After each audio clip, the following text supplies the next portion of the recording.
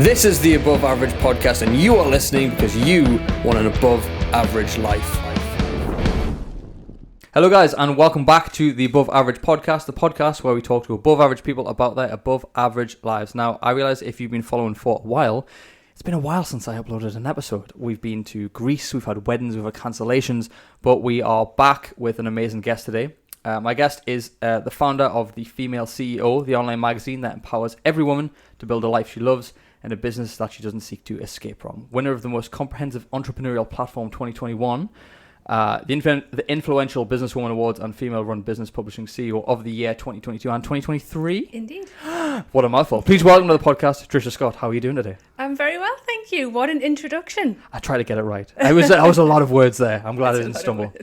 Amazing. So, Tricia, before we get into what you do, I like to go back and explore people's past a little bit. So, okay. You are born and raised in Lowfell, is that correct? How would you correct, describe your sort of upbringing? What kind of upbringing did you have? Fairly standard. Standard upbringing, went to local comp, like most kids, hated school with a passion. No particular reason for hating school. I've always been a bit rebellious of nature. And yeah, school was not for me. Being told I had to be somewhere all of these hours of one particular day when I could be doing other things did not sit well with me at all. Were you like trouble? Did you get in trouble? No, I was never in trouble. I wasn't that kind of rebellious. I just never really understood being told I had to be in this place all of this time every day. And I thought, well, I don't want to be here. I've got other things to do. Did you leave after when you were 16, or did you go to college, uni, or anything like that? No, I left at 16. I thought about staying on, and I remember having the conversation with my mother about staying on at school, and she nearly had a fit. She was like, "Oh, you can't do that." She went, "You have had my life for all of these years. Don't you even think about going to sixth form?" Don't go to sixth form. You'll make my life easier. And I sort of got where she was coming from, but yeah, no, I went straight into the world of work, thankfully. Nice. So I had it listed as your first job was the silver service waitress. Is that correct? Did I get that right? Yeah. So tell me a little bit about that experience and what exactly silver service is for those that don't know. Do you really want to know this story? We absolutely want to know the story. Okay, well, this particular period of my life is what we refer to as the hot potato Olympics. So silver service is where you serve mostly weddings, banquets, that sort of thing, with hot platters, big hot platters. And you serve with it's usually a spoon and a fork, silver, and you have to use them like tongs, but they're not joined. So you have to have this knack with them, much like you have a knack like with chopsticks, yeah. And you serve from platters onto people's plates, which is all very well and good. Except I was maybe 17. I was about 7 stone soaking wet, and they would give you these really big hot platters to use. And they were red hot. So you would put them up your arm. You'd have a towel or a tea towel on your arm. You'd have these hot platters and you would have to then serve.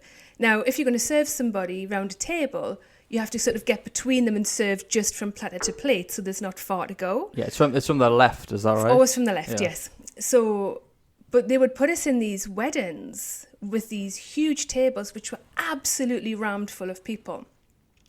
And you couldn't get between the guests because there just wasn't enough room. So my favourite story is serving at such wedding, and the platter was burning the top of my arm, and I couldn't do anything about it because I was in a room full of people, and there were all different people serving, and I couldn't get between the guests. And there was a lady sitting at the table, and she was leaning forward, and her jacket was kind of out a bit at the back. And as I went to serve, because I had asked for tongs because I'm still all fingers and thumbs. Just couldn't. I used to flick food all over the place, but I'd asked for tongs and they'd said no, and I was like, okay. So, and I was trying to be professional. And as I went to pick up this particular hot roast potato, it flicked out of my hand, and I watched in slow motion as it went straight down the back of this woman's jacket. Nice. And it was wedding attire, and it was a roast potato, and they've got grease on them, and everything about it was horrific. Oh God! There was carnage in about 15 seconds. Did she just fire straight up? She just leapt. I mean, it was hot. Yeah, I couldn't blame her. She leapt out of her seat. The whole table was up in arms. She was thrown off her jacket. There was grease everywhere. And I remember thinking, this probably isn't the job for me. How did that go down afterwards? Did you just like crumble and be like, I'm so sorry? I apologised profusely. Mm-hmm. I don't actually remember what the after. I think I'm probably traumatised. I don't remember what the after. Repressed memory. We're bringing up repressed memories today, guys. And I just remember thinking, I don't think this is my career. This is not it. But it was over the road from where I lived, so it was really handy. It was dead easy to get to. Honestly, I spent 7 years in the hospitality. I would never go back. It's hard work. It's horrendous. You have most people, if you've never been in the hospitality industry before, you have no idea how hard it is to keep up with your ridiculous demands of wanting. You know what used to get me? Obviously, you won't know this being civil service because it's a little bit more upmarket than where I used to work. So like when you order a sauce, please make sure the rest of your table also knows what sauces they want, so I don't have to go back 6 times for each individual one. Forward. Order it in bulk. If you want a mayo, she wants a hot sauce, and some other guy wants a mustard, get it all at once. Don't make me make 3 trips, okay? Just saying that now. Yeah. Just saying that now. So you are probably a bit of a serial entrepreneur back in the day anyway. Yeah. So I had you listed as a model in Germany. So can you tell us about how do you go from civil service to all of a sudden modeling in Germany? How does that work? How did that come about? So I'd done a bit of modelling when I'd left school, just bits and pieces. I was asked to do some photography work. Yeah. I was entered into Miss Great Britain through the job that I was part of at the time. So they would sponsor. They were a sponsor for Miss Great Britain, and they put another girl forward, and the following year they put me forward. And it just kind of opened up that world, of this possibility. So I went to Germany for a little bit, did some of that. Again, it was one of those career move. Well, I don't say it wasn't a career move, it was a hobby. I mean, I still worked. I worked in retail by then. Mm-hmm. So, but it was one of those jobs where I could take some time off and I could go off and do, the things I wanted to do. And I was only in Germany for short periods of time. How long were you actually there? Often I was there for a couple of weeks at a time. Then I would come home, and then I would, maybe work for a couple of months and then go off and do something else. So I did that for a little while. Again, it wasn't a career that I decided to pursue. It was just something I enjoyed doing, and it never overtook my career. It was just kind of a thing I did as well. Yeah. But that that pattern, as I'm sure we'll come on to, was something that continued. I've always had to do something else. Mm-hmm. So I've always been multi-passionate. Mm. So it's always like, even if I've got a job, I've got another interest, a side hustle, something or that I have to be doing elsewhere. Yeah, which is the opposite to a lot of people who just do one job and then that's it. I'm envious of those people sometimes. that they can calm down, yeah. Yeah, that they can just do one thing. Like, my brain doesn't work like that. There's a fabulous book called The One Thing. Have you read that? I've got that, but I haven't read it. It's a fabulous book. Well, that answers a lot of questions, right? It answers a lot of questions, but it's an amazing book, and he basically says that multitasking is a myth. What would you say to that? Because would you say he's talking shit? Yes, in my brain, yes. But I think that's different people. Mm-hmm. So I think multitasking for some people is an impossible thing, and you never seem to get anything done like fully. Yeah. For me, I can't do. It's not that I can't do one thing because my brain is doing something else. I can't stop that. Yeah. I do find myself, and it helps multiple times a day when I'm working, say to myself, just do this, then we're going to do that. And I have to literally tell myself, let's just do this one thing before we move on to the next thing. And I'll still be multitasking, but probably on a less intense level. Yeah. Yeah. To be fair, that's basically what the book is. You don't need to read it now. You have the premise of the book, which is like, if you multitask, you do several things in a lackluster way, as opposed to one thing in a really good and thought out way. But a lot of people take pride in multitasking when they can't actually multitask, I found. I was one of those people who used to take pride in the fact that he was always busy and doing several things at once. Yeah. But then I found that I was just getting burnt out. I was getting miserable. I was hating everything that I was doing because I was trying to live up to an impression of like, oh, I'm busy and I'm this entrepreneurial guy, and you know what I mean? It's like, but for some people like yourself, that works perfectly and you can make like amazing results from it. But for a lot of people, I feel like, just stick to one thing, do that really well, and you'll see just as much success as these people who can multitask and do. I totally agree. I don't think I get any further than anybody else because I multitask. It's just the way my brain works. And sometimes it is a hindrance, and I've faced burnout 3 times. myself, you know, so I understand and I know this about me, which is probably why I have that kind of mantra now. When I really feel like it's getting to be a lot, I'll say to myself, just one thing, just this. And I bring myself back to the present moment and what I'm doing, because my brain could really easily, you know, people say, you know, have your ducks in a row. And I've talked about this in my blogs. You know, my brain is like having squirrels at a rave. Yeah. It's like... I like that. It's madness. And I have to rein it in. Yeah. But I don't think thinking that way gets me any further than anything else. It's just how I work. Yeah, amazing. So tell me a little bit more about the modelling journey. What kind of like modelling was it? Were you in the hillsides and lederhosen and stuff? Like, what was the story behind that? No, it was portrait and photography modelling and some fashion modelling. That was all. Nice. What kind of opportunities come from something like that? I mean, at the time I was only sort of 17. Well, I was 18, I think. 18 going on to 19. My timelines, I can never remember. And to me, it was more just something, you know, at that age, it was recognition, it was traveling to different places, it was meeting new people. So for me, that was the exciting part of that journey. Yeah. Even the end I couldn't even tell you most of the end results. You know, it was just, I just loved being, I'm quite social. Yeah. And I like to do, well, as we've just talked about, I like to do different things. I like to meet different people. Yeah. So that for me was the exciting part of that journey. Yeah. And what it did was, early on, it opened me up to a network, which, you know, this is probably the first time I've thought about this ever. But, you know, looking back over the journey, networking's always been really important, and it's brought me to where I am now. Completely different type of networking, of course. But if I look back at that journey now, that was probably my first experience of really getting in the room and having conversations and meeting, you know, different people that I wouldn't have met if I'd been at home. Yeah. You know? Yeah, exactly. And I think that's one of the most underutilized skills is being able to network. Yeah. Like we hear about it, and you're like, my network, like even just social circle stuff is important. Like I was out the other day with some friends.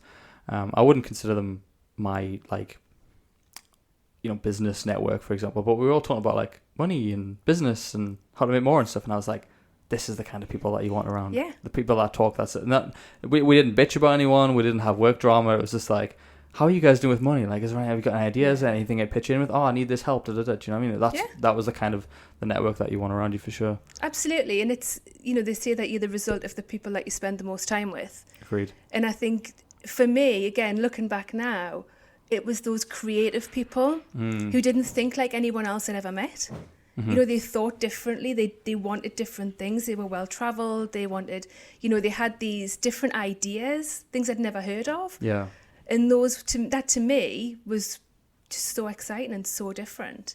It's incredibly valuable having those kind of people around you, for sure. Yeah, amazing. So moving on from that, you went into the property side of stuff. I did. Yeah, so what amazed me about this story is that you start off in data entry and then became a director, which is it took 10 years. A huge jump. Yeah, but even so, like 10 years to be fair, to start off at what was the data entry, like the bottom chain, and then to go to directors, that's a pretty big jump. So tell me about how you first got started in property, first of all.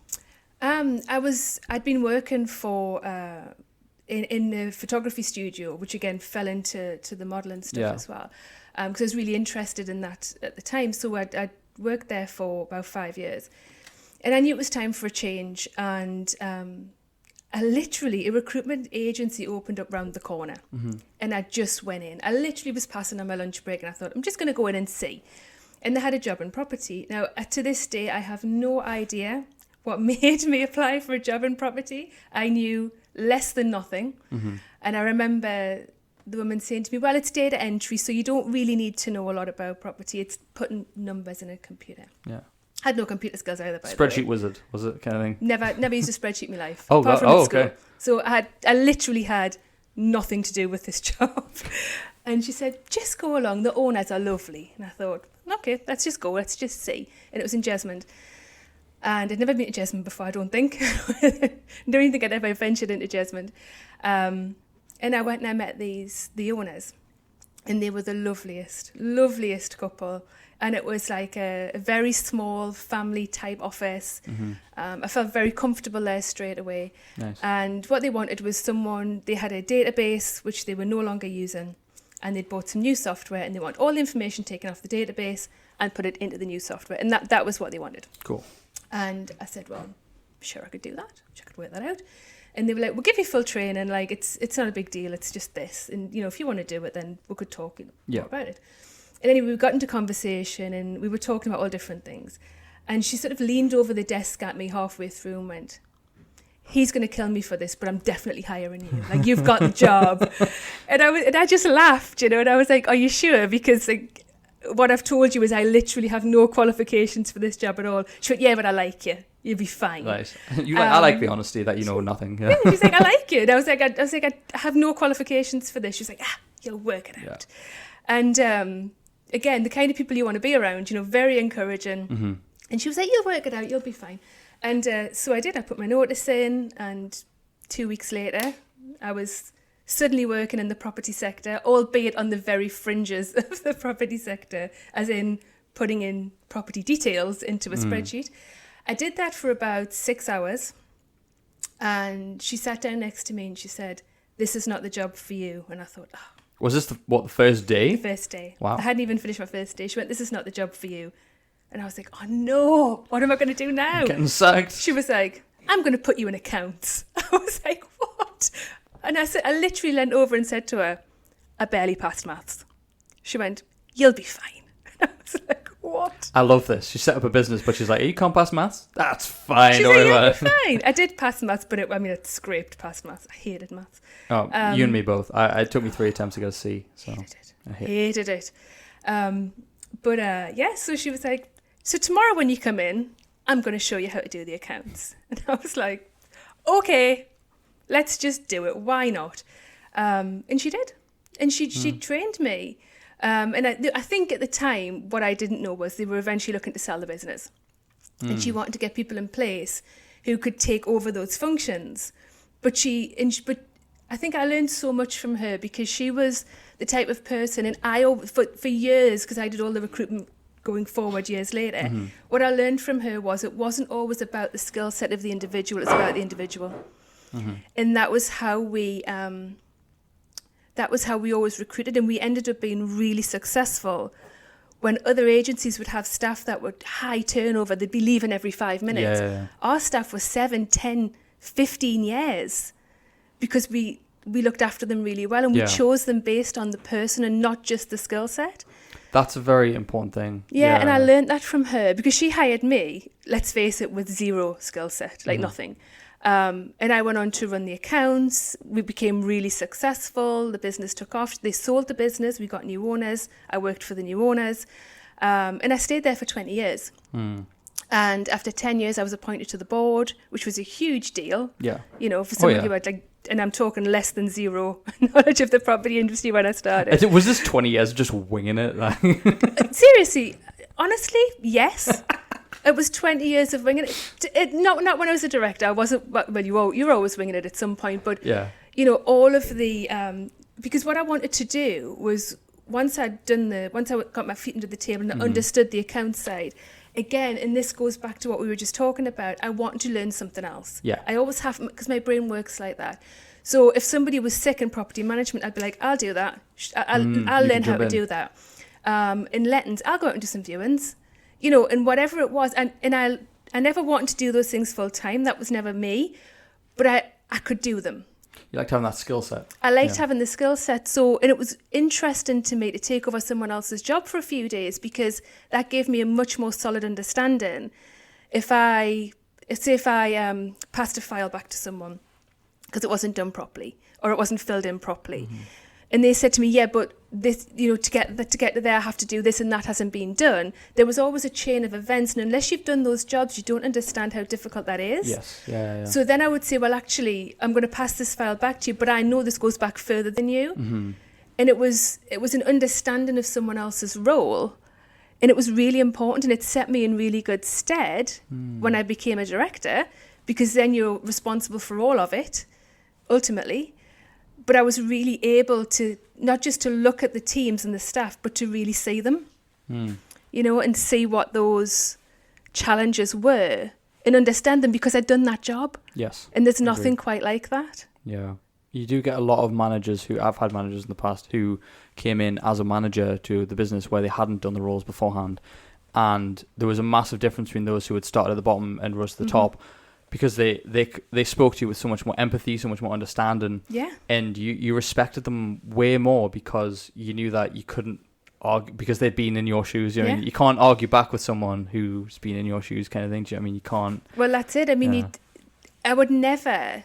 You know, I used to joke I was director and chief tea maker, because I was the one that would come in and make the cups of tea. You know, if I was going to make a coffee, I'd make one for the whole team, or I'd be off to Starbucks, or I'd be, you know, if the cleaner was off, I'd be the one, you know, sweeping the floor and hoovering up at the end of the day.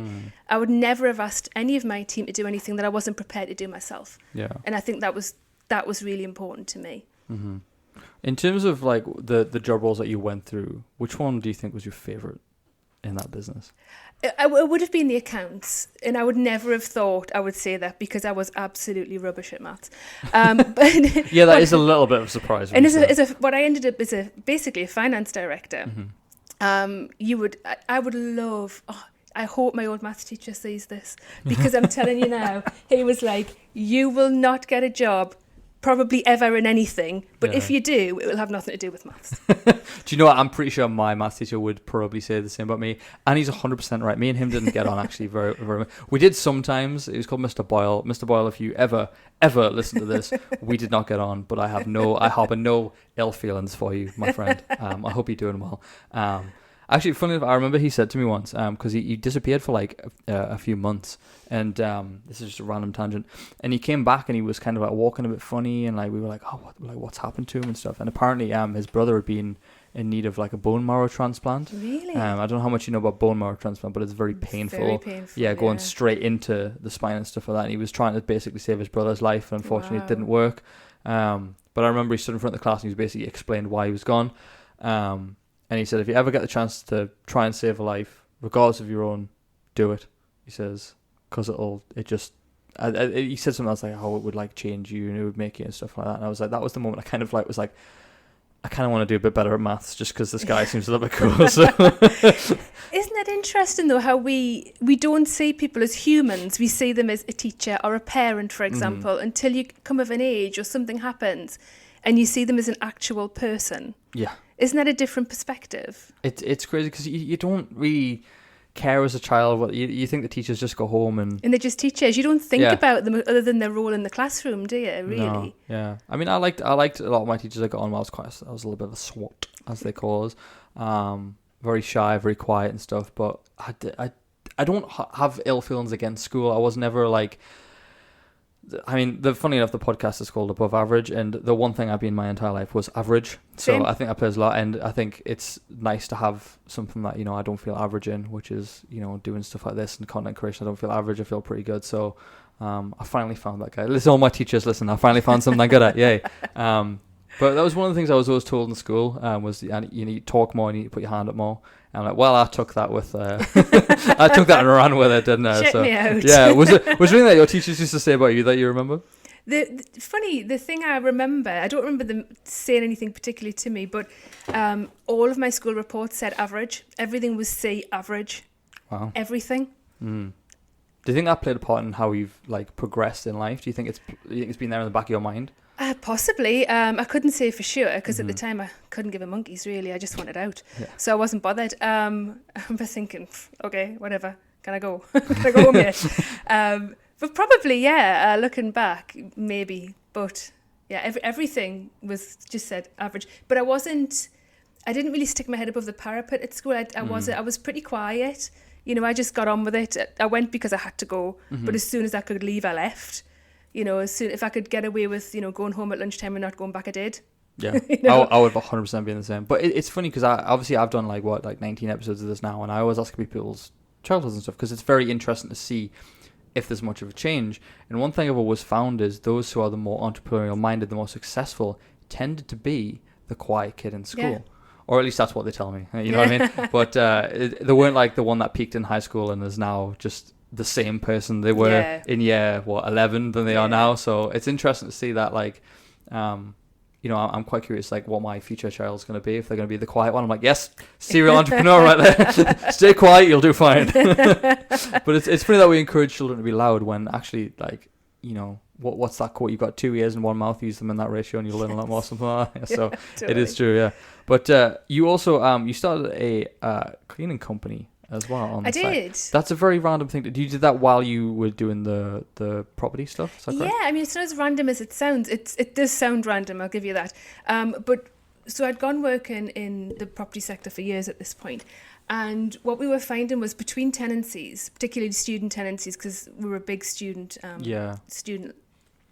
agency, was the turnaround time for getting the properties ready for the next set of students was really difficult, and finding good people who could fill that gap, reliable people, was really tough. We found that really difficult.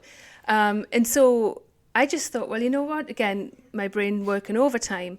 I thought, well, this is the perfect opportunity. Like, I mean, obviously I didn't have time to do it myself, but my nana had been a cleaner all of her life. My mother had done some of that stuff. My mum had her own business for years and years and years ago. And I remember thinking, well, I could do this, like, surely. And we knew what it took. So we knew when, for example, if a tenant was to leave, we dealt with the deposit and the deposit agencies. So we knew exactly what that standard had to be to get them their deposit back. Right. We knew what it had to be to turn around. We knew how long it took. So I was like, well, I could do this. So I recruited a team. Again, this is me having absolutely no mechanism for, we don't know how to do this. It's just like, I'll start a cleaning company, no bother. And then thinking, oh, this is hard. So yeah, that's basically what happened. We found a gap in the market. I recruited a team, and I said to people, I said to my landlords, look, we've worked together all these years. You know me, you trust me. I've got this team. Do you want them? And they were like, yes, please. It's a nightmare trying to find good people. Yeah. So they just jumped at it, and off it went. And it was really successful for a number of years. But we did really seasonal stuff. So I didn't go into have, cleaners that went into people's houses weekly to clean or anything like that. It was student season dependent. Or we did the odd in-between tenancy if it was needed. Yeah. But yeah. Nice. So it was literally filling a gap in the market. How, from coming up with this idea to actually executing that business, do you know how long roughly that took you to set it all up? If you had to put a little time frame on it? It wasn't long. I work really fast. If I get an idea, I work fast. So it was probably 3 months. I was just going to say, so 3 months between coming up with the idea and executing and having cleaners out in the properties, roughly. Give or take, yeah. So just remember that, guys, for when you're listening, and there's a business plan that you have in mind that you've been thinking of for like the last 3 years. Tricia did in 3 months. Yeah, exactly. So, and we'll get more onto your mindset as well. Yeah, I mean, there was some horror. Don't get me wrong. There were some horrible mistakes. Mistakes is what makes you grow. So things I would never do again. But again, you learn, don't you? But yeah, it's if you've got an eye. For me as well, I don't think it wasn't so much the fact that I was, I do work fast. It was more the student season was coming up, and I'd said to these landlords, "Do you want this?" And then there was an expectation. So I'd made this declaration of, I can have this ready by then. And then it was like, well, you better get on with it because they're moving out in a few weeks. And if you're not there, you're not there. You've missed it. Did you know that what student accommodation looks like on the inside? Oh, yeah. I've been doing it for years. I knew exactly what student accommodation looked like. Shitholes as well. Are you on TikTok much at all? Sometimes, TikTok? yeah. I have a TikTok account, but I barely use it. Yeah. I need to do more. I spend too much time scrolling through TikTok. But there's ones that they used to do. I haven't seen them for a while, but it was like stuff in my my student accommodation that just makes sense. And it's like all these stupid things like windows being just hitting the wall outside. So there's a window, but it just hits a wall. Stupid stuff like that, or like holes in random places where they've just put like ramen noodle cups, like just stuff like that. And I'm like, I'm glad I was never a student. I've seen student accommodation. I had friends in student accommodation. I'm glad I never ever lived in one. So I could definitely write a book. Definitely. You should. I genuinely believe by the end of this podcast, most people will say the same. You should write a book. So 100%. So you mentioned to me on the phone that one of the things that stood out for me was that you are a big fan of communication. Communication is like your thing. Yes. And one of the things that really interested me was you mentioned that you took up the skill of sign language. Mm-hmm. So can you tell us a bit about how, because that's really interesting. That's not something I've heard often about people doing sign language stuff. So tell me how you got into that and the reasons behind it. Well, the main crux of this goes back before the cleaning company. Mm-hmm. So I have a cousin who's deaf, and she's I still, she's like 5 in my mind. She's always 5. She's like 28 or 29 now, but she's 5, right? Yeah. So she's deaf, and we didn't know she was deaf till she was 4. She was born at 1 pound 1 ounce. She was tiny. She's deaf disabled. So there was lots of things going on with her when she was a baby. Lots of operations, all that stuff. And she was an absolute survivor. But she got through those things, and because she had so much going on, nobody knew that she was deaf. And when she was 4, she had a hearing test, and it was like, this child can't hear. Like, she was profoundly deaf. But by that time, she'd kind of made her own way, so she could lip read, so she could hold a conversation with you because she could read lip patterns because she'd had to, which just still blows me away. She got older, she went to Northern County School for the Deaf in Jesmond, which was an amazing, incredible place. I mean, because that school it's not just for deaf, it's a communication school. Right. Incredible work. I mean, I think that was probably when I first looked around and thought, wow, like, look at what is possible. I bet you were also like, could I work here? I didn't think it. Yeah. I thought it. I don't think she would have liked that, because I went from being like cool when she was young to being the embarrassing auntie who was like singing and signing in front of the school, and she did not like that at all. She was none of that. So anyway, as she grew up and she got older, her friends, so you can still converse with her now. Like, you could have a conversation with her perfectly fine, and she'd understand you, you'd understand her. Yeah. But her friends who were also profoundly deaf would sign. And Holly could sign. So Holly can sign, she can speak, she can do kind of it all. But her friends couldn't. So she would, as she got older, as kids do, they'd bring her friends over. Her and I spent loads of time together when she was growing up. We were like really good friends. Yeah. But she would bring her friends over, and they'd be having a conversation. So she would then I would speak to her, she would relay that to them. They would speak to her, she would relay that to me. And this was going on across the board with the family. And I remember looking at her and thinking, you must be knackered. Yeah. Like, because it's everything, and it's, you and I are having a conversation now. Can you imagine having to constantly relay this conversation to a third party? Yeah. Like, all of these words that we just take for granted because we're just speaking them, then have to be put into a sign. It's really, really difficult. And I just remember looking at her and thinking, nah, I'm gonna learn to sign. Like, it's time. We never needed to, because it was about her. Yeah. But when it became about her and her friends, or her comfort, that was enough for me to say, right, I need to learn. I mean, when she was very little, when she first went to the school, all of us got sign language lessons through the school, basic sign. Yeah. So we could help her to develop her own sign language. So we all had a basic knowledge, but not a lot. So I went off and did levels 1 and 2 at the school, and it was fun. It was the best thing I ever did. It's fascinating stuff. It was so good. But I think because again, I was working full time, I was in property. That was when I think I realised that doing something outside of my job was really important to me, because sign language took a lot of my time. I mean, I had fantastic employers, and they would give me like a couple of hours off every Wednesday to go out of work, because the school was just in Jesmond and I worked in Jesmond, go do my lessons, go back to work. I'd make the time up or whatever, but they were really, really good with me, and they loved Holly. Like, she would come round to work, and we used to set her off to work and all sorts. She used to do stuff for me, but they loved having her there. She would come round, so everybody knew her anyway. Yeah. But they gave me that time, and I had that realisation that doing something outside of my job, which was full time, and when I finished the sign language, the cleaning company thing came up, so it was like something else to do, and that perpetuated that pattern that no matter what I'm doing, I like to be doing something else as well. Yeah. That kind of multitasking mentality, I can kind of trace that back particularly to that point. Yeah, interesting. So just as something that I've thought about, like, one thing that I've always wondered is people who do lots of different things. One thing I've read about recently is people being addicted to stress. So is stress something that plays a very prevalent part of your life? Do you ever go around going, oh, I'm so stressed because you're doing all this stuff? Or do you just, can you handle it really well? I used to. I was that person who wore busyness like a badge of honour. Yeah. And I can tell you 1,000 times, people would say, how are you? I'd say, I'm so busy.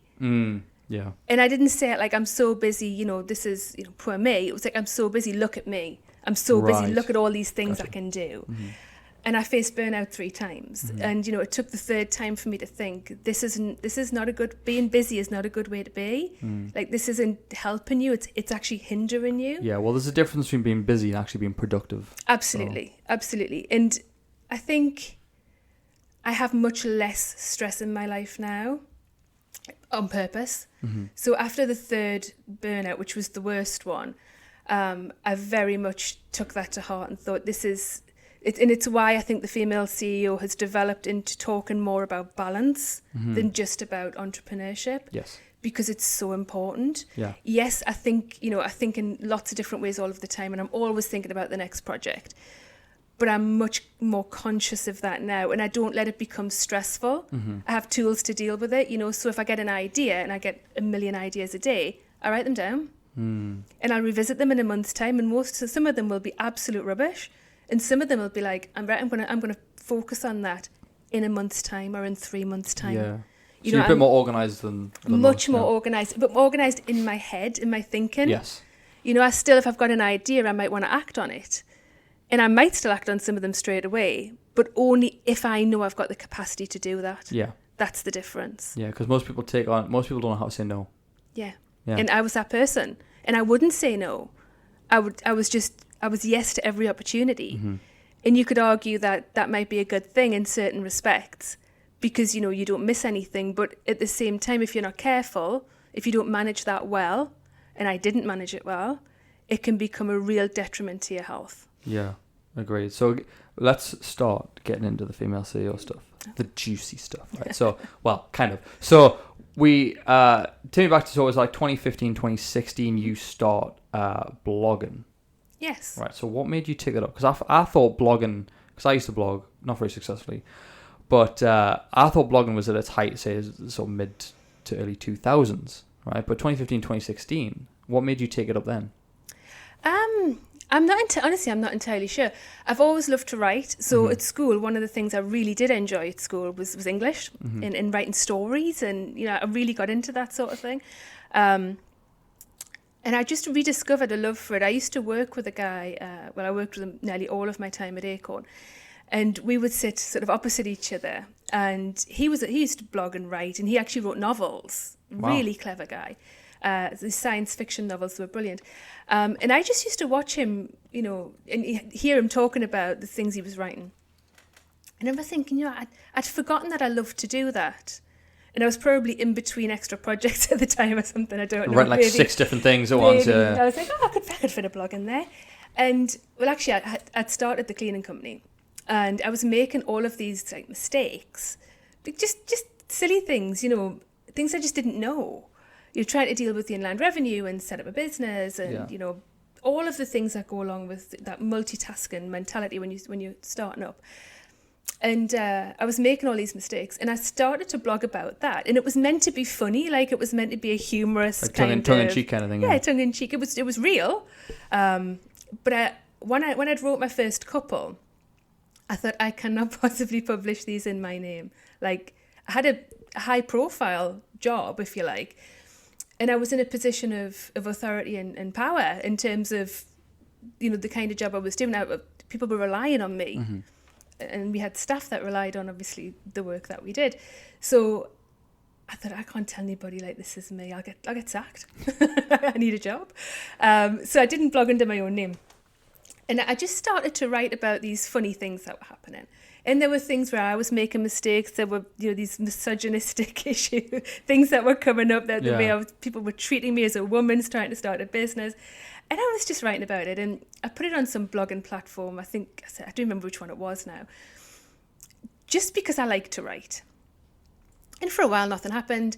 And then I would get the odd comment or someone would reply to the blog and say, oh my God, this is so refreshing. And you'll never guess what happened to me. And they would share. And I'd be like, oh, well, hold my beer because this just happened today. And we'd get into conversation about these things. And that's basically how it started. And what I found was the more comments, and this was again my first experience of algorithms and social media and how things work was that the more comments I got on a particular blog, the more people would say it, then the more they would reply, Yes. and you know, and it started to perpetuate as a thing. And I went for several months, maybe even a year, just writing this blog and this utter hilarity of all the things that were happening. And sometimes it was work related, sometimes it wasn't. It's like what's ever going on in your head. Yeah, it was mostly about startup stuff, and I never wrote about my work. I always wrote about things that were happening outside of work, or how I was handling things, or, you know, if I was really stressed or whatever. And I found that these women, it was always women that were coming to me and saying, I thought I was the only one. And it was that comment, and that is the start of the female CEO, that I thought I was the only person. That was the seed. And I remember thinking, but I thought I was the only person. And it just I got this idea in my head that, and Facebook groups were a thing. I didn't have one, but they were a thing. And I thought, I wonder if I could just get these women in a group, like in a room, if you like. I mean, they were all over the world. Yeah. So that if I could just get these women in a room and let them talk to each other, because what was happening was, much like with Holly and her sign language, they were talking to me and I was telling them, and, you know, so they all thought they were just talking to me. Yeah. But in fact, they were all sharing the same experience. So I started a little Facebook group and I went to all these people and I said, you know what? We're all doing these crazy things, and none of us feel like we can tell our friends, family, employers about this stuff because they think we were crazy. But you're not the only one. So why don't we come in this group and we can tell each other? And that's how it started. And we started with 2 or 3 women, my mother and a girl that I worked with because she wanted in, because I was telling her about it. And that was it. There was just maybe 5 of us, 6 at a push. Just started sharing this information. And that is, if you traced back the female CEO, its absolute origin, it would be that everybody thinks they're on their own and they're not. In that tiny little community, which is 3,500 people wide, but at that point, it was just those women having just that experience. With Lady T. Lady T, leading the charge. You asked me that on the phone. I really had to try and remember the name of the blog. I had a couple. I was like, I'm sure, because it's my nickname, Lady T. And I was like, is it? Was that what it was? And it was. Was there one particular topic that you loved to write about the most? Was there any startups? Startup Startup business, That was always the thing. I did start blogging under my own name eventually. I fessed up. You were like, it's me, guys, it's me. And everybody thought it was hilarious. So would have been cool as if it was like, have you watched on Netflix, what's it called? Bridgerton. Have you seen that? No. So in Bridgerton, there's basically, it's like, like olden times, posh dresses and stuff like that. But there's like, they all get this newsletter by Lady Whistledown, whatever she's called. And it's like, who is Lady Whistledown? She's giving out loads of tea and gossip on people, you know. And it's like, who is Lady Whistledown? And it's like one of the characters, you know, that I won't spoil it for anyone that hasn't seen it. But one of the characters you find out, it's like, it's you, you know. And that's what it reminds me of, like giving out all this advice and gossip and stuff. I think you've just reinvented Lady T now. Watch out. Lady T's going to come back. You know, it's like an agony aunt kind of thing. Do you know what I mean? That used to get in, like, do they still do those? I don't know. I think so. Yeah. I mean, people just speak to the Speakmans on Good Morning or whatever it is now. You know, have you seen the couple that give life advice on Channel 3, I think it is. Yeah, it's like very basic level advice, but it's like Vanessa Feltz and stuff. I'm like, okay, wait. All right, But that's where people get their advice now. But around the same time, you were attending a lot of business networking groups. Just before, like, networking was your big thing. So tell me about how you started going into these events. What was your mindset going into the networking events? Did you have an agenda in mind, or were you just kind of taking bits from anywhere? Again, I just like people, and I like to be around people, and I learn a lot from people. I think the biggest thing I learned from even the early days of networking was learning to listen. Yes. Because anybody can talk, you know, anybody can go in there and just, you know, and talk about stuff, but actually listening to someone is invaluable, like active listening. So I always went in with the intention not even to speak, but more to listen and more to learn. So the networking I was doing back then was all around the property sector. I think I started mostly networking in that direction when I became director, because there were a lot of people to meet in the sector, you know, and you needed to be seen and heard, and, you know, there was at the time the deposit laws were changing. I mean, lettings and property laws change all the time. Yeah, it's a minefield. Yeah, and there's a lot to keep on top of. So there was a lot of those kind of events to go to make sure that we were staying ahead of the game, that we understood, and that we were seen to understand the changes. So that was kind of how it started. And I mostly went just to listen and just to learn. Mm-hmm. I didn't have that much to say in the beginning. And plus, I think I mentioned this to you on the phone, there were hardly any women there anyway. These rooms, particularly in the property sector, were just white men of the same age, driving the same kind of cars, wearing the same guys, clothes. big suits, yeah. Suits, you know, wearing the same clothes, having the same conversations. And you kind of stood out a bit like a sore thumb if you were a woman in that space. Yeah, it was interesting. Yeah, It's changed a lot over the years, though. Yeah, I'd imagine the thing is, I think personally, I know more women who have started their own business than men these days. Yeah, now, yeah. I mean, but you're going back quite a few years, especially in the property sector. It was, I mean, there were women there, don't get me wrong, but the ratio was well off. Yeah. To say the least. Yeah, so you had an interesting encounter with a man in his coat at one of these events. I knew you were going to ask me about this. Yeah, I don't know why I told you this. because it's a great story and it needs told. It's an interesting story, yeah. So I'd gone to one of these events. It was like a huge banqueting hall. The place was absolutely rammed with people. And again, we went in, same thing. And I said this before, but my employers were really great people. And they employed 2 female directors. So it was myself and another girl who were, she did all the front of house sales and letting side. And I did all of the recruitment, personnel, finance, back end of the business. So we worked together on different things. So we'd gone to this event and she'd gone off and had a conversation or started talking to someone. And I was just kind of looking around, you know, debating where I wanted to be. I thought, I'll get a cup of coffee. And as I walked around, there was a group of guys standing. And I sort of paused to get past. And without really looking at me, he sort of went, oh, could you put my coat over there, please? And I was like... You're talking to me? Me? And I was really like... I didn't take it in at first. I was just like, I was talking to somebody else. And he sort of nudged me with his coat. I was like, oh, he is talking to me. Oh, that's not a good idea. And it all happened so fast. And he just said, can you put my coat over there? And my instant reaction was I said to him, I'm sorry, I don't work here. And he sort of barely glanced at me and sort of shoved his coat over my arm. And he went, over there. And I was stood there for a second with this guy's coat, like, oh, now what? And I thought, remember where you came from. And I just went, and I just let it drop on the floor. And I sort of stood on it a bit. And he was like, and I looked at him, and I was like, oh no. Words were uttered that weren't particularly kind, but were deserved. You can swear on this podcast. Yeah, I told him to fuck off. Yeah. Yeah. Would you put my coat over there? Would you kindly fuck off? I said, I'm just going to fuck off.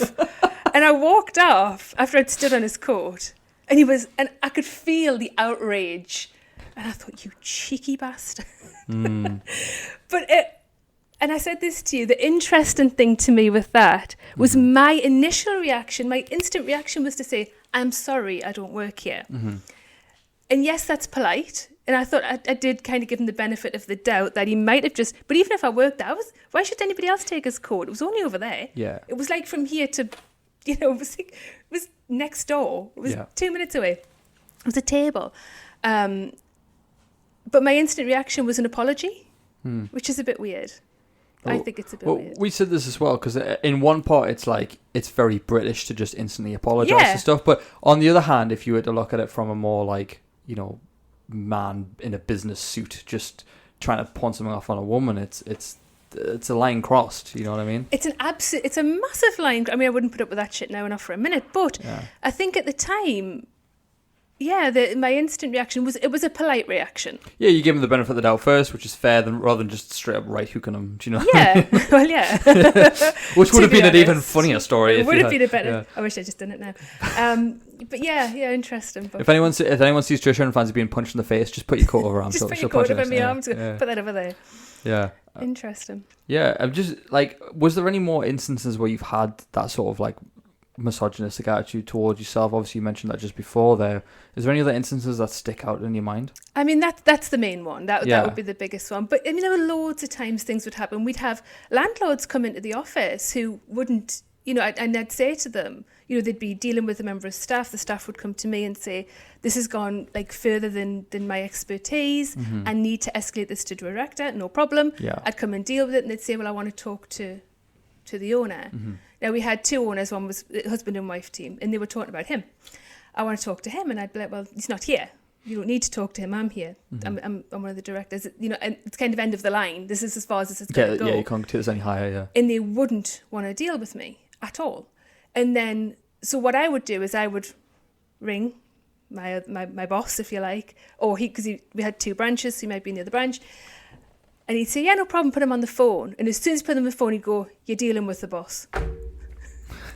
And that was it. Like, he was brilliant. I like that guy. Yeah. Say, I need to talk to the boss. And he'd be like, yeah, you're talking to her. And he would just put the phone down. Nice. And that would be, and he wouldn't have anything. Like, he would never allow that. He was great, actually, but he was totally on our side. Yeah. But that used to happen quite a lot with landlords. I once had a landlord scream at me, don't talk to me like that little girl down the phone. Ooh. And I'd been a director for a lot of years. You know, I'd done a lot of work then. But how does that make you feel in the moment?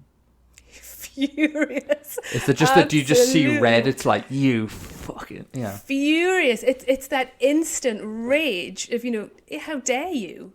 Yeah. And at the same time, knowing, I've faced this before, you know, and in no way, shape or form does his opinion of calling me a little girl have any real bearing on my life, other than, you know, you're just making yourself look like an arsehole, which was the truth. But again, that was, you know, another thing where when the guy came off the phone to me, he wasn't getting what he wanted from me. He wanted me to waive his fees or something. I was having none of it. I was even having less of it at that point. He then went ahead and rang the owner of the company, who basically then told him to fuck off and take his business and never come back. So I think it was easier in that forum, because we had someone who you knew had your back all the time, and that was easier. Having the argument was more difficult, because you don't want to. A lot of it is, you know, it could be an ingrained thing, could be a cultural thing, could be anything. And I was always of the mindset of, okay, just let them go. Like, let them go. This is no real bearing on my life. Yeah. You know, you're making yourself look ridiculous more than me. You know, I'm just here to do a job, and I'm doing it to the best of my ability. But having that backup was really helpful. And I think had that have been a company that I started and owned by myself, I might have been a little on a more of shaky ground on that. Yeah. At that time, because I was still, you know, quite young, really, dealing with that kind of thing. And these were grown men, like older men. So I've had a few instances. Thankfully, not a huge amount.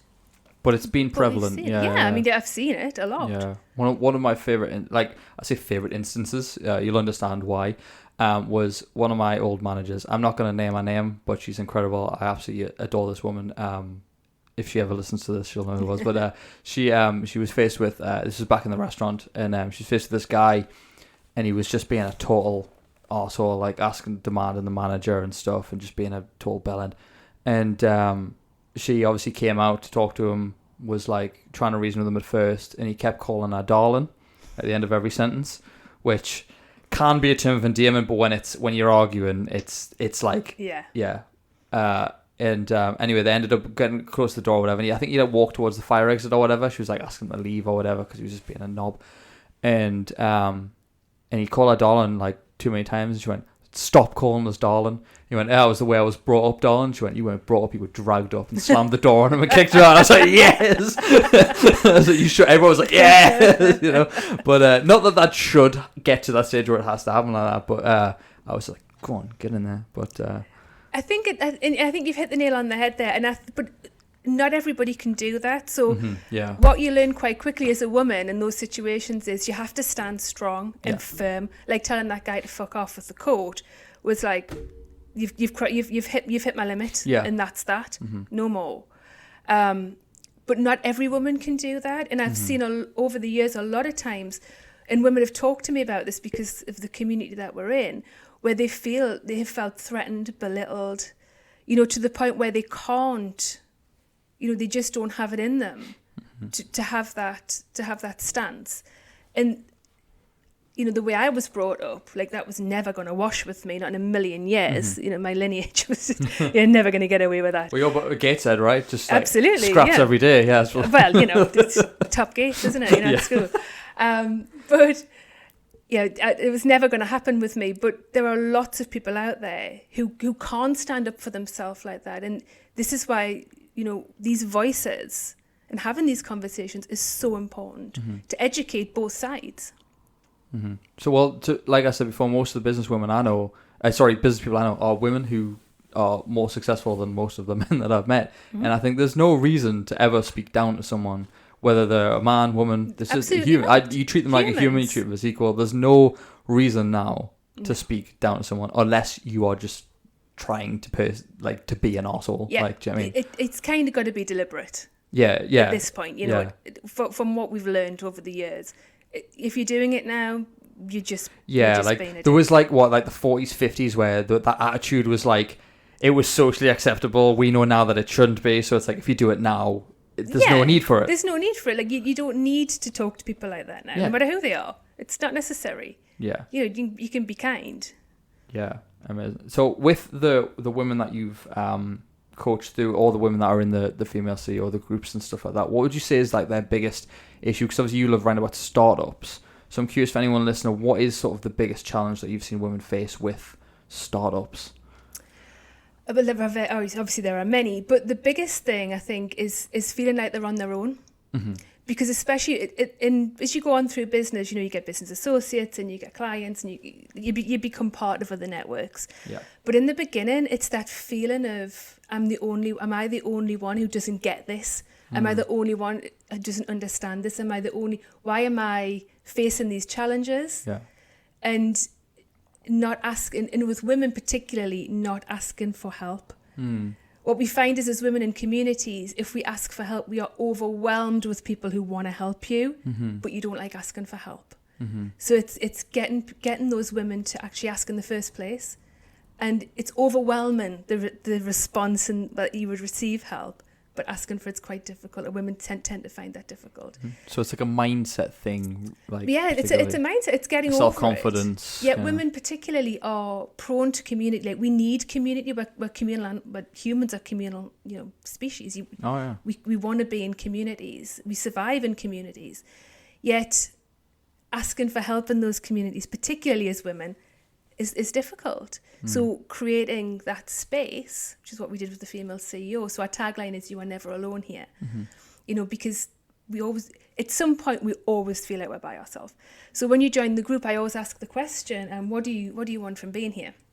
And people answer some people don't answer, but the majority of people will put an answer in. And overwhelmingly, that's it. I want other women, other people facing the same challenges I am. I want to be able to ask questions. Yeah. I want to learn more.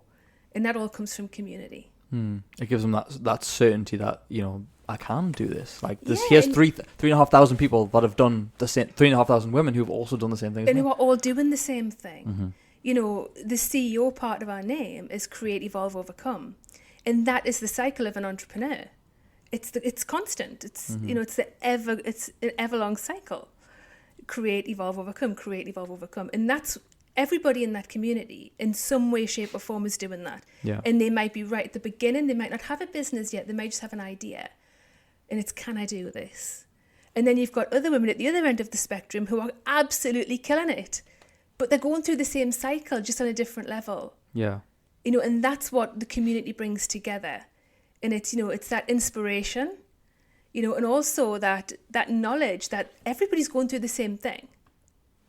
It might be a different industry, might be at a different level, but we're all facing the same challenges. Yeah. And having that community has been a lifeline for me as much as anybody else. Yeah, because you obviously, as you go through this community with these women, you'll learn more about yourself than anything. Because one of the things that makes you learn the most about yourself is teaching and helping others and stuff. What do you think is like the most shocking thing that you've sort of learned about yourself, your direction? Like, is there anything that sprung up and you're like, oh, like an epiphany moment?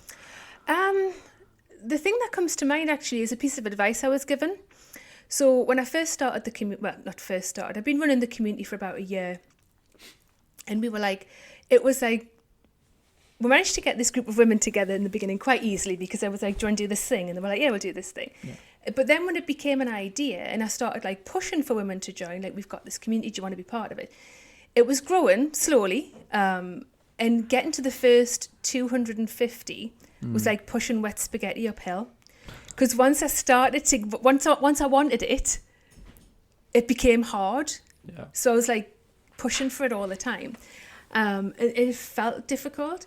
I remember I've got a cup in the house, so when I've got to the first 250, someone bought me a cup. My partner bought me a cup with 250 community members because that was my goal I had in my mind. Yeah. I've still got that cup. We've got 300,000 now. So you need a new mug. I need a new mug, basically. If he's listening, like I need a new mug. Hello, Christmas is only a few months away.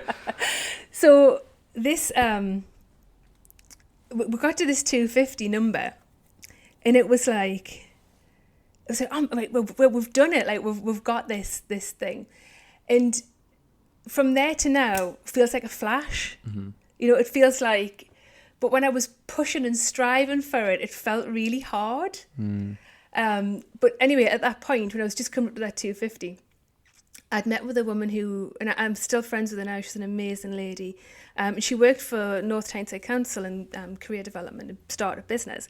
And we went for a coffee, and I was showed her this community, and I said, well, it's just this little thing, and it was a blog, and it's still a bit of a blog, and we've got these women together, and they're sharing inspiration and stories, and sometimes I interview people and, you know, women in the community to share their story.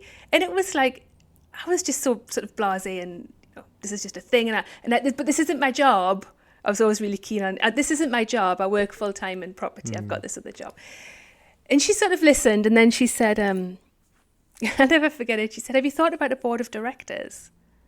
And again, I was like, are we having the same conversation? Like, I thought she was on the phone. I thought she got She's going, let me add pieces in. Like, have you thought about board? 2 cents. Just 2 seconds. And I sort of looked at her and she laughed. And she said, I know it seems ridiculous. She said, but what I can see is what you can't. She went, there's a much bigger vision here. She said, and this business has the potential to really grow. And I still thought I didn't know who was the craziest, me or her. Me for sitting there and listening to her for saying it. And what she said to me, I never forget it, and it was the best piece of advice ever. And it falls into what we were just talking about. And she said, you're going to have to learn to let go of this just being a blog. She went, this business will go everywhere. She said, but you have to let go of this idea, let go of the reins. You're keeping it small. And she said, this push in the community, but keeping it as a blog is why it's not growing. She said, with the business, what you have to learn to do is and it was so brilliant, is hold the reins loosely, because you have to have some control, but be prepared to try different things. So if someone comes at you with an idea, like, for example, she didn't say this, but this is coming to my mind, a podcast, or it could be a podcast, or it could be, at the time it wasn't a magazine, but it could be a magazine, or it could be, let it. Let it. See what it feels like. Try it on. If it doesn't work, it doesn't matter. But try it. Be prepared to let this community go in different directions. And from that day forward, that community really took off, because I stopped calling it a blog. I stopped calling it, I stopped labeling it as like a small business. And I started thinking to myself, well, if she thinks it could be, I still laugh at the board of directors thing, but I have actually thought about it recently. But if she thinks that, and she sees lots of businesses, maybe this could be bigger than I think. And then from then, when opportunities arose, like guest editors, like the magazine, like all the things that we've done since, I've just tried it on for size. I'm like, what do the community want? Like, I started really listening to what they were asking me for, rather than someone saying to me, have you got this? And me being like, oh no, we don't do that, it's just a blog. Because that was kind of the mentality. I didn't know what else to think. And that changed the trajectory of the female CEO. Have you ever watched the movie, well actually I'll mention this, have you watched a movie called The Founder? I have watched The Founder. I loved that, and I loved basically the scalability of it, which amazed me the most, was the fact that he takes because obviously in the film, for those of you who haven't seen it, I don't want to give too much away, but it's basically about the creation of McDonald's as a franchise, isn't it? It's like, so he comes in and he's got, he comes in and he meets the McDonald's brothers, and he sort of says, I want this to be bigger. I want to show you the scale. And they're kind of closed off from it. They're like, he could see the vision that they couldn't see. Yeah, and obviously he ends up taking it to what it is now. But obviously it's like, you have to have those people around you who maybe see a little bit of vision for you. And the language especially around it is key. Because like you said, I was calling it just a blog, or just a small business, or it's not my full job, or you know what I mean? It's stuff like that. So... yeah, that wording, and it's even if you're just saying it to yourself, is really, really important. Yeah, it's it's a small business, it's a blog, it's a just word. Yeah, I've learned to basically remove that from my vocabulary. The Founder, as you said, great movie. I still can't reconcile with the integrity of that guy. Like, it makes me feel a bit sick, the way that he went about what he did. Yeah. But on the side of seeing the vision and the way they were able to grow that business, which would never have happened. You would never have heard of McDonald's if it hadn't have been for that vision. Very, very interesting. Yeah, it is. So in terms of the women that you've helped along the way, you've obviously heard, you mentioned that they give you their stories and their personal inputs and stuff. Has there ever been any misconceptions about business that you've had or they've had that you've had to set straight? Like something that, like, so obviously some people think like, oh, you just go self-employed, for example. And it's like, that's it. You're your own boss now. You know what I mean? Yeah. Like, one of my favorites is that when you quit the 9 to 5 and you work for yourself and you're your own boss. But it's like, when you quit the 9 to 5, it then becomes like your responsibility. Yeah, 7:30 till 11 p.m. Do you know what I mean? It's like you are full days on, and which is one of the things that annoys me about these gurus on the internet. Is like, break the 9 to 5. It's like, yeah, but you're gonna have to work 3 years as 7:30 till 11 p.m. and get no sleep and live off caffeine and Rockstar energy drinks. You know what I mean? So absolutely. Was there any misconceptions that you've had to deal with? Oh, millions, and that's that's a perfect example.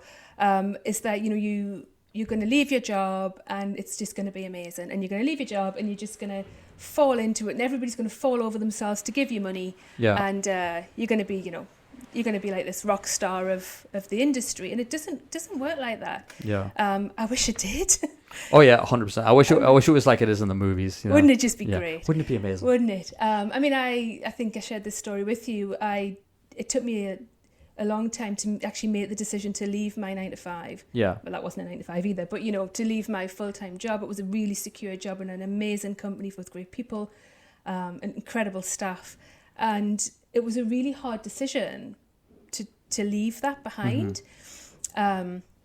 But once I'd made the decision and I knew without a doubt that's what I needed to do, I said this to you, I had this vision of like, right, this is going to be brilliant. Like, I'm going to just take my MacBook and I'm going to wear great shoes and I'm going to be like the Carrie Bradshaw of the Northeast. Yeah. And I'm going to, get myself out and I'm going to write from coffee shops and I'm going to blog and I'm going to meet all these amazing people and I'm going to network everywhere. Yeah. And it's going to be fabulous. It's going to be fucking fabulous. Everybody's going to want to be part of it. Everyone's going to see me. Yeah. It's going to be great. And I left my job, and a week later, COVID hit. And I was like, well, shit. So then I was working from my conservatory in my slippers for 2 years. Amazing. Thinking, this is not what I had in mind, like, at all. Yeah. Because to me, I was going to be able to go out and network and meet people and, talk about the magazine and further the business and, mentorships and all of these things that I had in my head. And everybody was going to want it because it was fabulous, and it is fabulous. Yeah. But it didn't work out like that. Like, life just didn't have that in store. Yeah. And all of a sudden, it was like, that's not going to happen. Mm-hmm. And how do you then deal with that? So I think, the misconception that everything's going to go your way as well when you start a business. And sometimes it will. I'm not discounting the fact that sometimes things do go your way. But sometimes they don't. And having that contingency, which I did not have, it's like having the ability to think on your feet A lot of the time, a lot of it is flying by the... If you meet any entrepreneur that tells you know what they're doing all the time, they're liars. Yeah, they're full of shit. It's full of shit because it is flying by the seat of your pants. Yeah. 99% of the time. It's just improvisation. This has come up, okay, like what can we do about this? Figuring Fix it out. this out. It's problem solving at its highest level, I think, as well. Yeah, and it's different. So when I was a director, I had other people to lean on. I had this support system. And this is where this "you are never alone" here comes from, because when the shit hits the fan, which it often does when you work for yourself, where do you go? Yeah. Who do you ask? Where is the community that you can say, I've made a mess of this. Yeah. I don't know what else to do here. We need that. And to me, that's so important. But yeah, the most common misconception is that you're going to leave your job and it's just going to be plain sailing and away you go. Yeah. It's like, unfortunately, the world of an entrepreneur is not all glitz and glam. Like it's not. Yeah. It's slippers and working from your conservatory. A lot of the Or in time. my case, it's Crocs, because I have a love for Crocs right now. I think I mentioned that here as well. You did. I think everyone needs to own a pair of Crocs. There's some Shrek Crocs coming out that I'm going to get my hands on as well. But yeah, so you're 47 issues in now, is that correct, with the Female CEO magazine? Yes. So I had a look, and when I heard, when I first started looking at you, when I hear online magazine, I'm like, ooh, that, like, you know, it doesn't sound like right in your head. But when you actually look at the magazine, it's a proper magazine. Oh yeah, it's like fully put. It's not just like some Word document, guys. It's like a full. It has pictures, proper editing. It's the quality is great. It's like having a magazine just on your Kindle. It's great. It's like, I look through it's a our proper magazine. Yeah. It's exactly what you would expect from a magazine in the shop. Would we ever see it in the shops? Well, in the shops, I don't know. We are in the process, coming up to January, of looking at a print on demand. So Nice. when I was really conscious when I started the magazine that I wanted it to be as eco-friendly as possible. Yeah. I didn't really want to get into print runs where there were wasted copies and, we were wasting all of these resources. So that was kind of always in the back of my mind. It's really important to us. And again, when I started, like, it wasn't meant to be a magazine. I mean, it was, but it was never meant to be a product of its own right. It took on a life of its own because it did really well. Yeah. But in the beginning, it was just a way of putting the information together to get it to our community where they would see it, because it was, putting stuff on Facebook or on the website. People don't see everything that you put out. They never do. Yep. Algorithms is a bitch. Algorithms. So putting it together in a magazine and sending it to the mailing list and saying to people, look, if you want all of this stuff, because by that time we had editors across 9 countries. Yeah, you've got 19 different editors, is that correct? I always get that wrong, but I think so. Yeah. I think so. 19 editors across 9 countries who write for us on different specialist subjects. I'm the first to put my hand up and say I know lots of things, but I certainly don't know everything. So we have specialist voices and coaches all over the world, and they write for the magazine. So it was a way of just getting the information to our people. That was all it was. Again, unexpected that it would take on quite such a life of its own. And it did, which has been, again, an amazing journey. But having that, I found that I thought digital was best because you can read it on your phone, you can be on a train, you can read it on an iPad, on a computer, whatever. It's totally accessible. But the amount of people, even just in the last 6 months, who've said, do you have a print version of this? And I'm like, no. But again, everything that we've done is in response to what our community has wanted and needed. Now they're asking for a print version. So yeah, hold the phone, I don't know. I'd like to think so. Well, I would love to. There's a book that I think I read like years ago called the Rational Male, I think it was, and basically it's a blog posts put together in a coherent way. So it's people's stories, issues that they had, and it's all put together from the blog posts. And I'm like, I wonder if that could be, something that it's called the Female CEO, and it's all these women's stories together in one, all their business issues and stuff. So I think that'd be really good, yeah. As well as a printable magazine. Who knows? This has become a mastermind round table now. This is just getting better and better. We're actually sponsoring. We're one of the sponsors for the WIN Awards, Women Inspired Northeast Awards, in November this year. And one of the things that we need for them is a print one. So nice. when you go, everybody will have a copy of the magazine, because we're doing the live coverage. We interview the winners. We promote them in the mag. We talk about their stories in the magazine and stuff, and on the platform. So when we did that last year, it was a lot of fun. But again, this year, I think we need to have a print run ready for that. Yeah. So yeah, come November, there will be a print issue. I will be buying a copy straight away. I will bring you a copy. copy. You sign it as well? Are you going to be on the front? Are you going to be the cover for this one? We're going to have like bringing up all those model photos in Germany on the cover or something. I don't even want to know what happened to them. Well, they're not on Google. When I googled your name, they're not on this. That's fine. I have only been on the cover of my own magazine once, and that was many issues. And then somebody said to me, well, where are you? Like, where are you in all of this? And I was like, I don't need to do that because it's about other people. And they were like, that's not really leading by example. Like, you need to get on the cover. And I was there's a balance between it's all about me, and then it's like, I'm here, but you don't need to know that I'm here. And it's like, I'm so busy. There it goes. I'm so busy, with everybody else's stories, and I think their stories are so interesting that I never really bothered with my own. But interestingly, so when you're in the spotlight in the magazine, which is what we call the cover feature, and you go on the site as well. So it's a Q&A, and it's all different questions about your journey and where you've been and where you're going and all that kind of stuff. And I thought, well, I can't ask myself the questions. That's kind of cheating. So some questions stay the same every time, but others are tailored to you and your business. And so I had to go to my editors and say, right, who wants to ask a question? And if you look at mine, you'll see it's like there's a question and who asked it. And I found that so hard. I was like, I put people through this all the time. And this is horrible. Like, this is a horrible experience, having to answer these questions. I found it really difficult. Are you finding this podcast difficult with these questions, or are these kind of easy questions for No, you? this is, I'm used to it now, I think. Okay. This is really good. This is the cakewalk. It's fine. But at the time, actually looking at, the questions that we were asking other entrepreneurs to answer, I actually found it really tough to do it myself, even though I could easily ask the questions and understand their journeys and promote their journeys. Actually doing it myself was tougher than I thought it would be. Yeah. Well, what are those questions? I'll just give us a few examples. I can't remember now. I can't remember what they asked me, but I remember thinking, oh, this is quite hard. If you look it up in the spotlight on the website, you'll see them all. Yeah, they're all, and you'll see who asked the questions next to each one. But it was a January issue, I remember. Start the year off right. Yeah, and it came out, and I remember thinking, well, there you go. Look at that. Yeah. Is there any of all the stories that you've heard? Is there any that really stick out, that inspire you? That, like, if you were going to stand in front of a crowd of women, you would tell that story? Oh, so many. There were just so many. I couldn't even choose, to be honest. We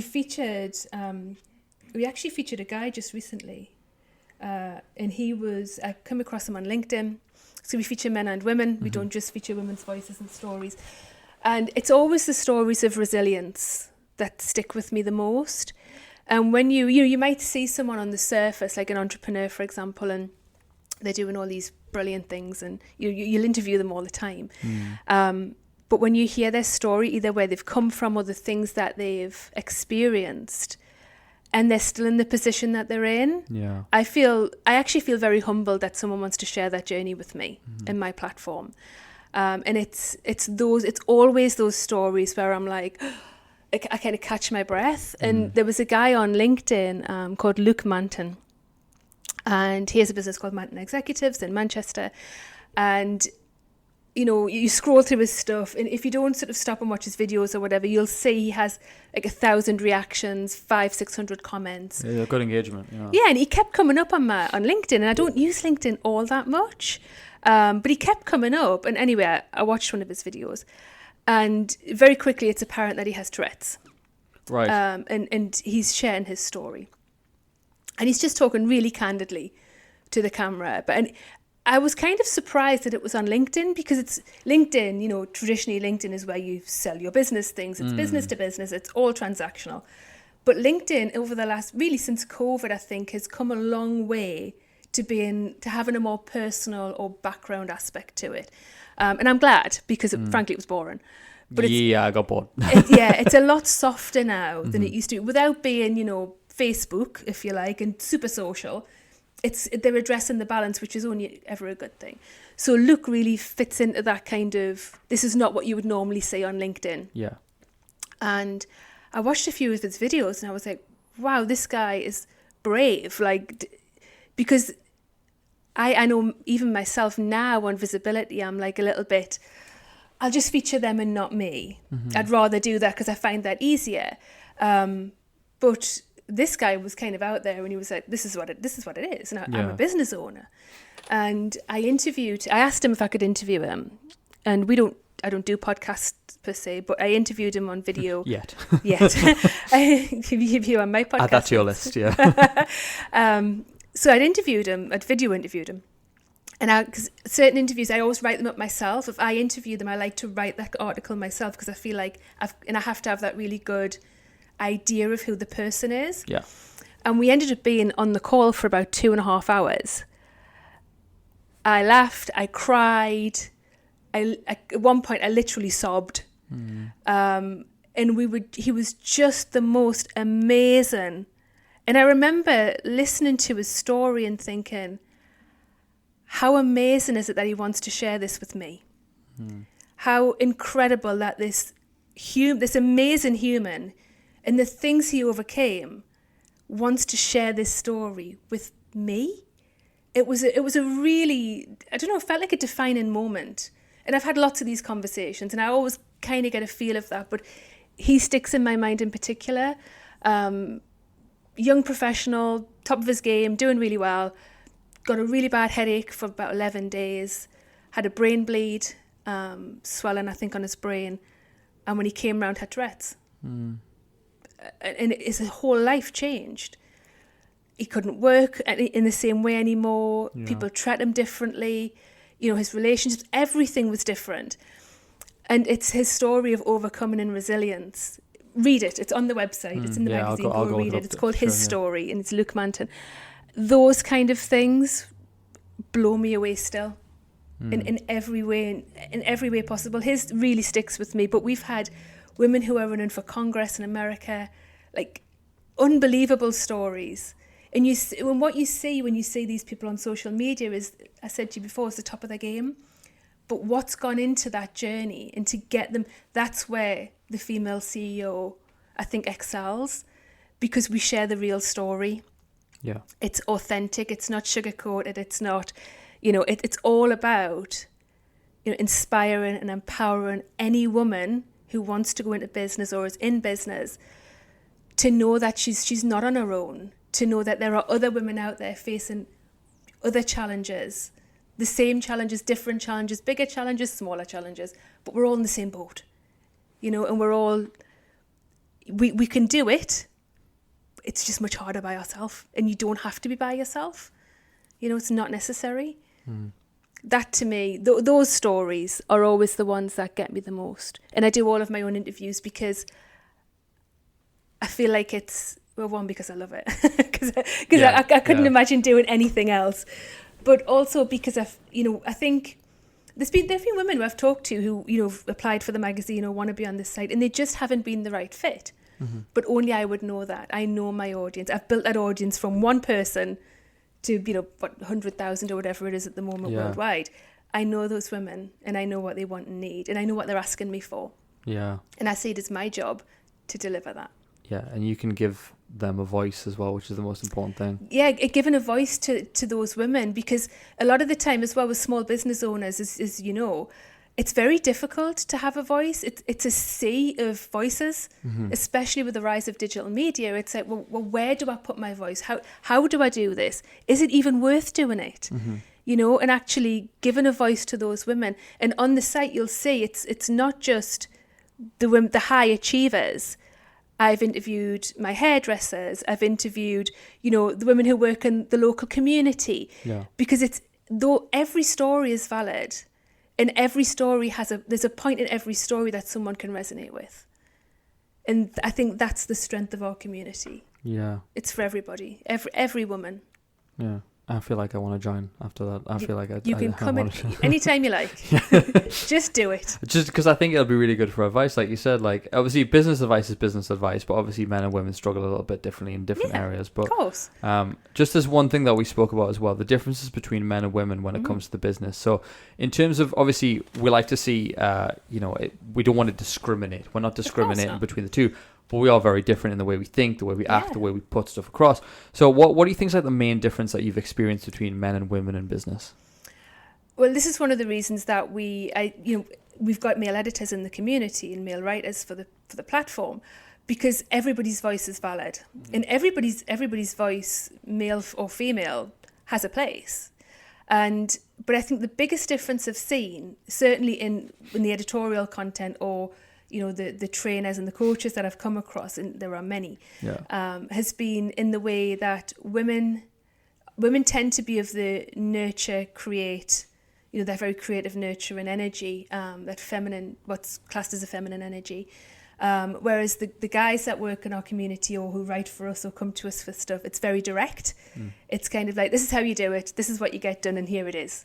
Whereas the women kind of go around it more in a holistic approach, if you like. So that's kind of, in my experience, that's been the biggest difference in terms of deliverability of content.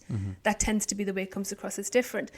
But there are a lot of women who are very much in their masculine energy, particularly when they're higher up in positions. We had a woman who was head of a Swiss bank, and it was all men. But interestingly, her story was that I never felt out of place. I asserted my dominance, and that was that. Like, that was my seat at the table, and it was mine. And she never had an issue. She never felt like she suffered with anyone making her feel small or like she shouldn't be there. Because she wouldn't have it. Very masculine energy for a woman. But it served her well. And she needed that energy to do that job. So, and again, I've come across many, many men in our community who have real feminine energy, who are real nurturers, who, really want to, particularly with coaches, I find. So there's a balance there, and like I say, these are stories for everybody. So while I think men and women think very differently, I'm a business coach and I work with women. And people say, why do you work with women? Well, I am one. So I feel like I understand. You relate more. I understand as well, But there's no... that doesn't mean that we don't have men or male voices in our community, because I think it's really, really important. And the funny thing about what you just said is it's very easy to misconstrue that and think, well, if I'm going to get ahead in the business world, if I'm going to get to the top, I need to be more manly and masculine. That's not the case. That worked well for a few women. It can work. It tends to be masculine energy, tends to be more competitive. You know what I mean? Where they're more like, men are more likely to step on each other's toes and, throw each other under the bus kind of thing. But you don't need to do that. That's not what we're saying. You don't need to do that to get ahead as a female entrepreneur. Absolutely not. No. And I think the world is coming around to that as well. Definitely, slowly. Sure. And it's better now than it's been. There's a long way to go. But like I've just said about LinkedIn, it's coming round to that softer edge. And I'm saying there's a massive rise in female entrepreneurship on LinkedIn. And I think that's part of addressing that balance, is that it's not necessarily, cut and dried competitive edge, like you say. It's coming round to that feminine energy of, we don't have to compete. We can all win here. And that's kind of the ethos of the female CEO. We don't need to compete. It's, community over competition. I love that as well. So obviously you've had several awards. You've got lots of magazines coming out, like even a print version potentially. We'll see. Yes. So obviously you're internationally recognized. You've got a massive audience. I'm just wondering, what is next for you? Are we having a board of directors? What is next for the female CEO and you as Tricia Scott? What's next? We do need a board of directors, yes. I am actually seriously considering that at the moment. Applications now open, guys. Actually, what's next is that this year has been particularly challenging for me. There's been loss. I've had grief and loss this year. And what I'm finding, and goes back to what we said earlier, is I can feel that I need a release.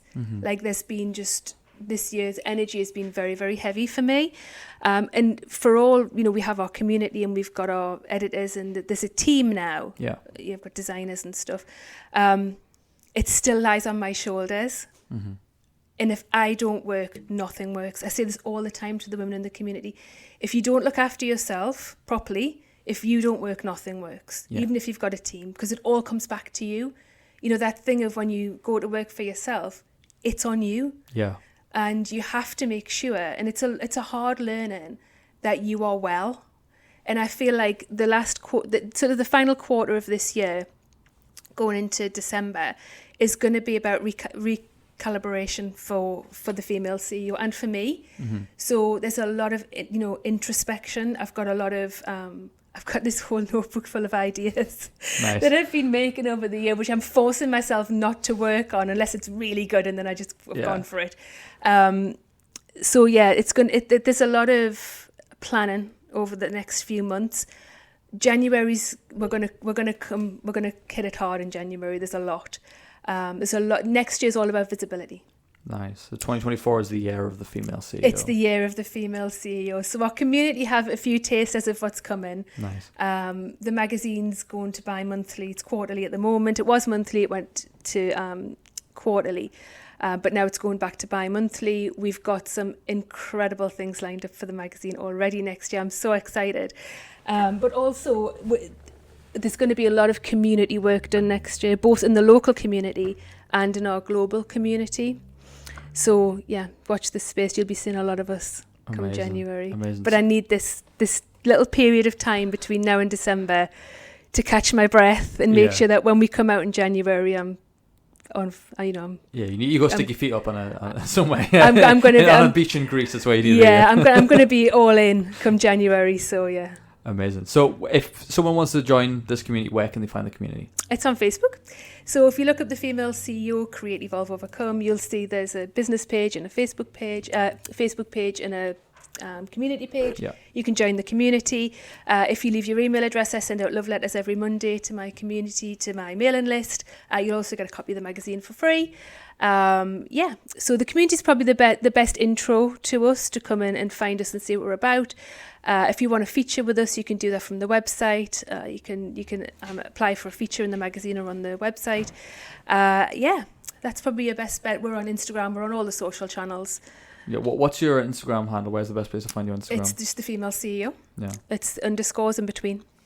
Amazing. But you'll find us. Amazing. Well, Tricia, this has been an amazing episode. I've thoroughly loved this. It's been like insightful, but also really funny at the same time. I think we've laughed. I've had a great time. Thank you so much. No, you're more than welcome. Listen, guys. So check out all the links. I'll at the bottom of the screen if you're watching this on Spotify and stuff. There will be a link to Tricia's Instagram and the Female CEO website. But also leave us a 5-star review. None of this 4-star bullshit. 5-star reviews all the way. Just be nice. It takes 1 second of your day to make mine. So thank you very much for listening, guys. I will see you all in the very next episode.